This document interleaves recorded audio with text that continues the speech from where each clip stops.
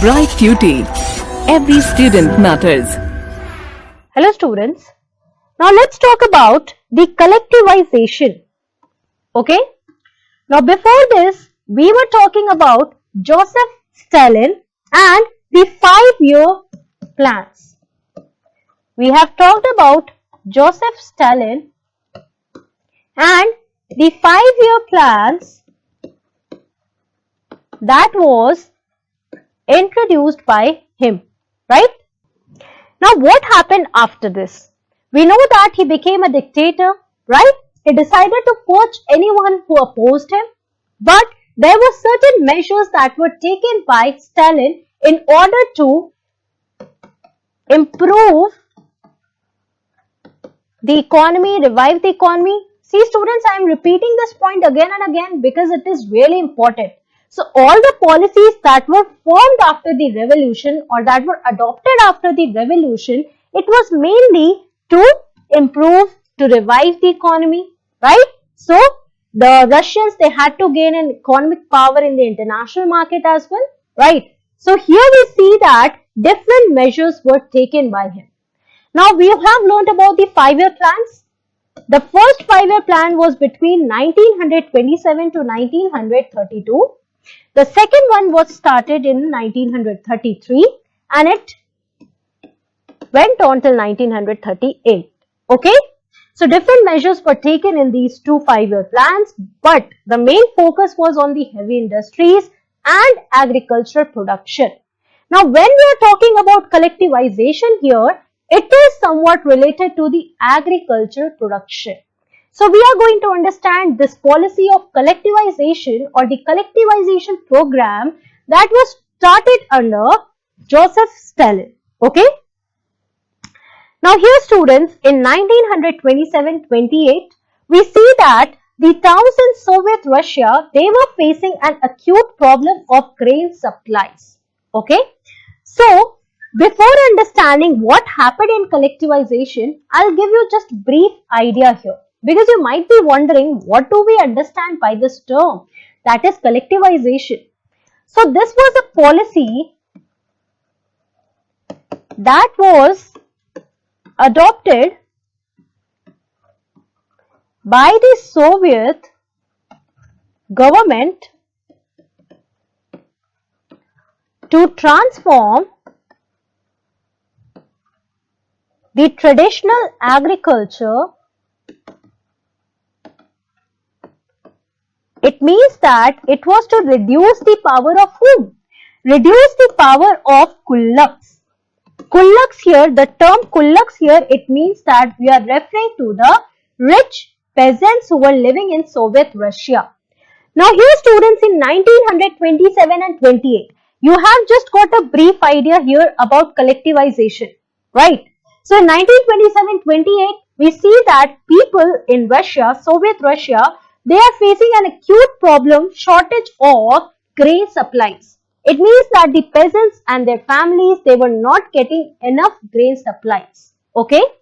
So Stalin, who was the head of the party, he introduced some firm emergency measures. Definitely being the head, he had to take some measures here.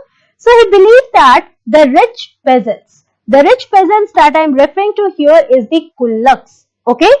They were holding stocks in hope of higher prices. Now, what was happening in Soviet Russia here? We are seeing that when we are talking about agriculture, it is definitely related to the peasants. Now, in this peasants group, we have some rich peasants who owned a large amount of land here.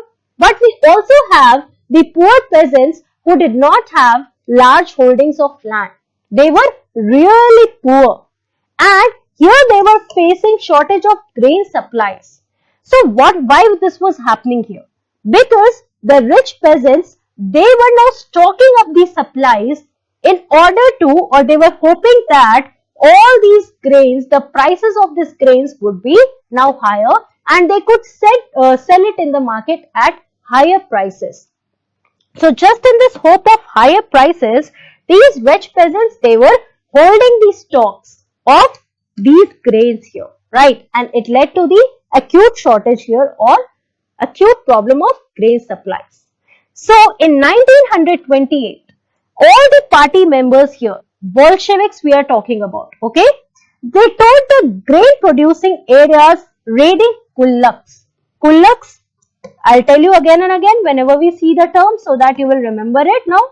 The rich peasants who were hoarding the grain supplies, who were stocking up the grain supplies. So the party members, they went on and they toured the village and they raided the houses of these rich peasants. These rich peasants, they were keeping these supplies, and all the other people, they were not able to get the grain supplies here. Okay. So shortages of grain, it led to the collectivization of farms. Now finally, looking at this situation, Stalin decided that he should introduce the collectivization program here. Collectivization of farms. What does this mean? It means that all these individual peasants who were owning these lands, right?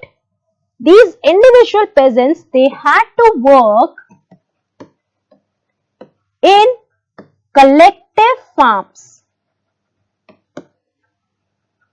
Collective farm students. Now they had to form this group, right? All these individual peasants, they had to form the group and they had to work in these collective farms that were brought up and joined together. Okay. Now these collective farms, they were known as kolkhozs. Here in Russia, it was known as kolkhoz, these collective farms. So this was the whole policy of collectivization that was adopted to transform the traditional agriculture in order to reduce the economic power of the rich peasants here. The kulaks here. Okay. So collectivization of farms, it took place keeping in mind the rising power here of the kulaks. So bulk of land and implements, they were now transferred to the ownership of collective farms. Now in these collective farms, we see that various peasants, they were joined together, they worked on these lands, and based on their work, they were given the amount, right? So bulk of land and implements, they were shared or they were transferred to the ownership of these collective farms here in Soviet Russia. But here we see that definitely the rich peasants who were hoping to get a large amount by selling these grains that they were stocking up or they were hoarding, they were definitely resisting the authorities. They did not want to work in these collective farms. The whole idea of collectivization was not in their favor. Therefore, they were resisting the authorities. Now, in 1929 to 1931, number of cattle, it fell by 1/3. Now, they refused to give their lands, they refused to give their cattle, and finally, 1929 to 31, number of cattle, it fell by 1/3 here, right? It was also related to the famine that took place here in Soviet Russia. Now, those who resisted were deported and exiled. Now, here what do we see? We see that all the people, again, Stalin here is a dictator, right?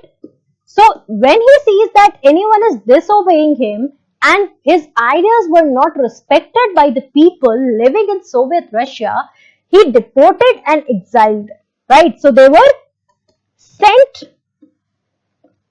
to some other region. So here we see that the whole idea of collectivization, though it was introduced in Russia, it was partially successful, but it also saw that many peasants, they were resisting the authorities, they were resisting the Stalin government here. Okay, students? So various measures were taken here under this collectivization program. Before this, we have also learnt about the 5-year plan, but we see that despite introducing this collectivization program, bad harvests of 1930 to 33, it led to one of the most devastating famines in Soviet history. So here we see that because of these bad harvests that took place in 1933 to 33, so it led to famine. There was acute shortage of food for the people. Many people died in this region, and therefore it also affected the economy of Russia.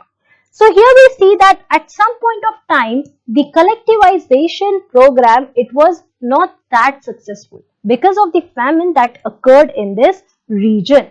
Okay, it was quite devastating for the people. Also, the new constitution of 1936, it did not provide for the separation of legislative, executive and judiciary here in Russia. So here till now we were learning about the collectivization program, but there are some added points that you must remember here. According to the new constitution of 1936, we see that there was no separation of legislative, executive and judiciary. It means that the powers were not divided into these three forms here.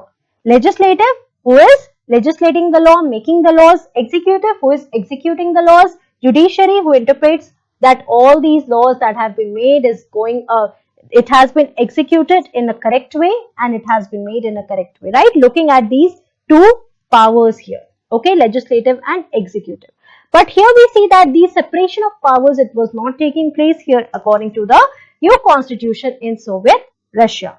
And the judges, they were elected by a system of secret ballots, okay. So here when we are talking about the judiciary, in fact the judges who were elected here, they were done through a system of secret ballots here, okay, voting system. So here this was all about the collectivization program that was introduced under the Stalin government. Now coming to the exercise section, we have question, which leader introduced the collectivization program? And the options here are V.I. Lenin, Leon Trotsky, Stalin and D, none of these. These two options can be eliminated. None of these can also be eliminated because we have read now that it was Stalin who introduced the collectivization program. So C here is the correct answer. Discuss briefly the collectivization program. Now what are you going to write in this collectivization program? First of all, give a basic definition that I gave you, students. So a policy that was introduced under the Stalin government or in Soviet Russia to transform the traditional agriculture in order to reduce the economic power here of whom? Of the kulaks. Now once you have given the definition here, now talk about the situation of Soviet Russia in 1927-28. So in 27-28 there was acute shortage of grain supplies. Now looking at this situation, what did we learn? I am just giving you the keywords here so that you can remember the flow chart and according to that you can form your answer here. So grain supplies, we see the shortage of grain supplies. Now Stalin, who is the head of the government, he decides to take some firm emergency measures. Now in these measures we see that what was happening here. So all the rich peasants, they were stocking up the grains in the hope for higher prices, right, that they could sell in the market. But here in 1928 we see that all the party members, they raided the kulaks here, right, and finally it was decided that all these peasants, they had to form and work in collective farms. This was the whole idea, the whole policy, that all these individual peasants, they had to work in these collective farms. The lands and implements, they were now transferred to the ownership of these collective farms, that was also known as kolkhoz here in Russian. Okay, so this was the collectivization program to reduce the power of the rich peasants of the kulaks and to divide it appropriately among all the peasants, right, according to the contribution of their work. They could get the fair amount of share, right, of based on the work that they are doing. So this is how you have to talk about the collectivization program. You can also say that the famines despite all the policies that were introduced, the Famine that occurred during this period of 1930 to 33, it was devastating and it proved to be one of the worst famines in the Soviet history. So this is how you have to write the complete answer here, talking about the collectivization program. Thank you.